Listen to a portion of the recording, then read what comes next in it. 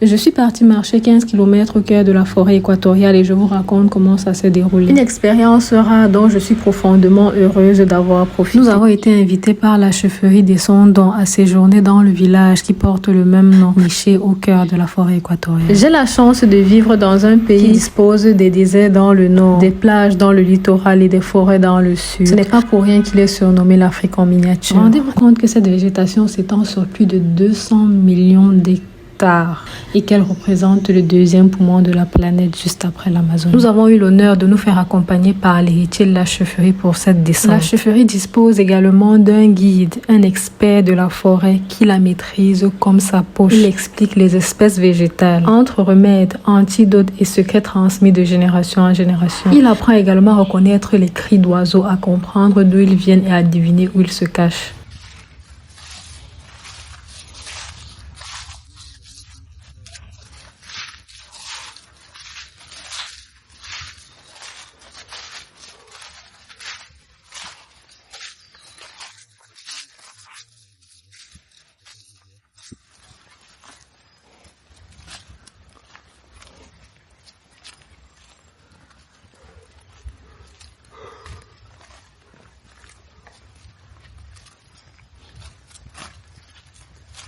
Nous sommes dans une plantation d'EVA appartenant à la chefferie et cette cabane qui se permet d'entreposer la récolte d'EVA va nous sauver un peu plus tard.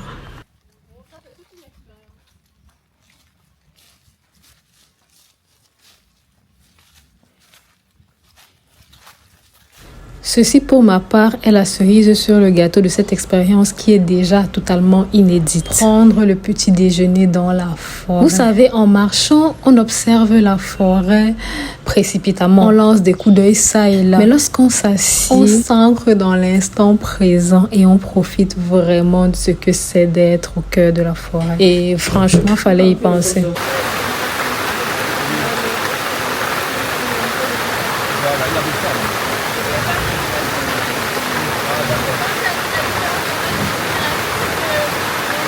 Dans cette zone, c'est l'absence de précipitation qui aurait été une surprise. Moi qui voulais m'ancrer dans l'instant présent là, je vous rassure, j'ai bien été ancré dans l'instant présent. Nous nous sommes abrités pendant plus d'une trentaine de minutes sous la cabane que je vous ai montrée précédemment. Après la pluie, nous en avons appris un peu plus sur la récolte d'EVA. L'arbre est entaillé avec précision, généralement très tôt le matin. Un petit récipient est fixé au tronc et lentement le latex s'écoule. C'est avec ça qu'on fait le caoutchouc, le plastique, les pneus, tout ce que vous voulez. Ouais. Plus loin, nous découvrons la rivière Libye. Vous savez, au Cameroun, lorsqu'une personne est victime de malheur, d'adversité, de fatalité, de poisse, tout ce qu'il y a de négatif, une expression camerounaise lui demande de se laver au village. Ceci pour se débarrasser des ondes négatives qui l'entourent. Sur cette base, notre guide nous a donc recommandé de nous connecter à la forêt en manipulant l'eau de la rivière. Donc, il y en a qui ont lavé les mains, il y en a qui ont lavé le visage, les pieds. Voilà. Oh! Comment ça va? Attends. Tiens. Oh!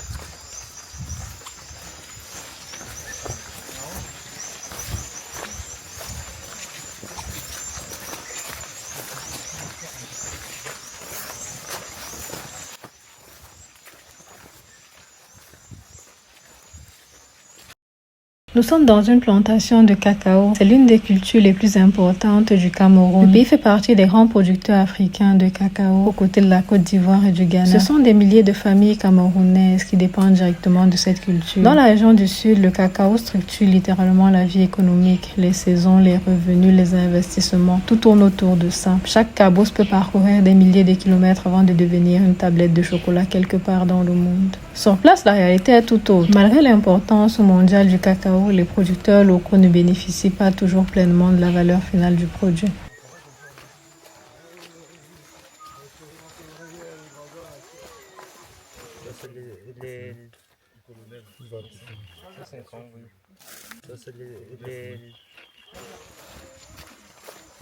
Vous avez dû remarquer que nous avons emprunté un chemin assez dégagé tout au long de notre randonnée. Le chemin a été rafraîchi tout récemment pour faciliter l'accès aux plantations des villageois. Et nous nous sommes concertés pour choisir de faire une randonnée de niveau facile.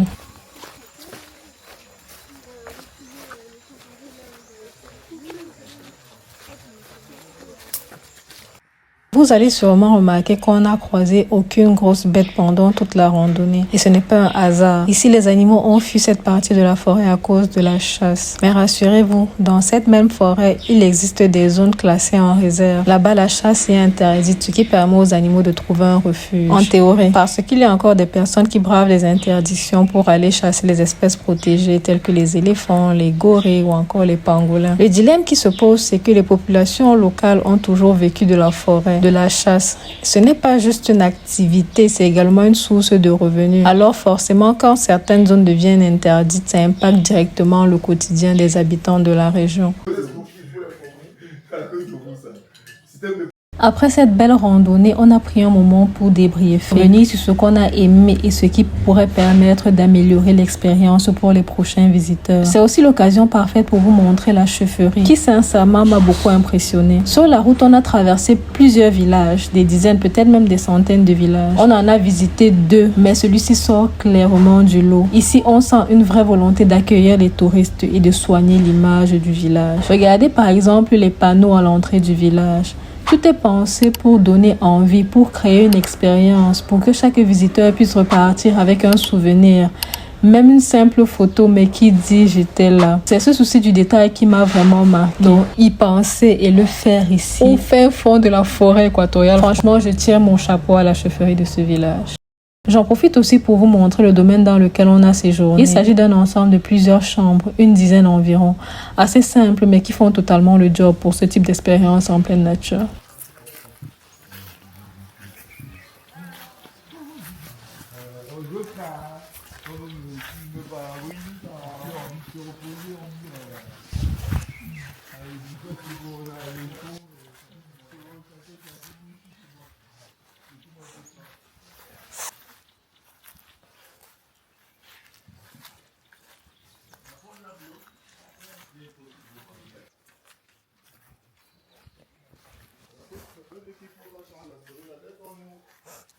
Dès qu'on ouvre, on doit changer la serrure avec une porte de derrière. Il faut pas que quelqu'un reste derrière.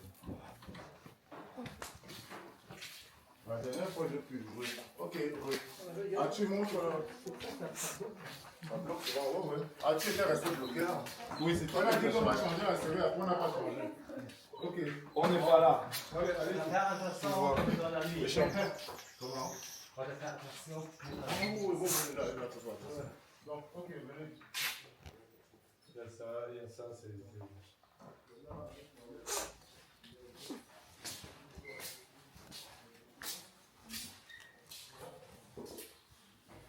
Moi, je crois que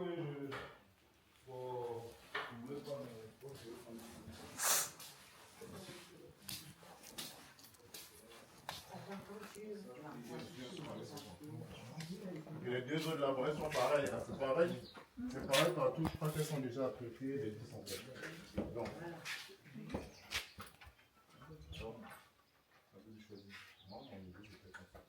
Et pour finir l'expérience, après s'être rafraîchi, on a partagé un bon repas. Des vivres que nous avons apportés nous-mêmes, mais qui ont été préparés sur place avec l'aide de l'équipe de la chaufferie. Et franchement, c'était super bon. Arrivé à San Melima, les autres touristes ont bien voulu tester le vin local. Je me suis contentée de les observer. Ainsi donc se termine notre séjour. Ça s'est très bien passé. On a juste après la randonnée, on a mangé et puis voilà tout. Donc là, on est en train de partir et ce fut super. J'espère que la vidéo vous aura plu. Vous voulez toutes les informations relatives à ces activités dans la barre d'infos. Merci d'avoir regardé jusque là. Je vous dis à très bientôt pour une nouvelle vidéo.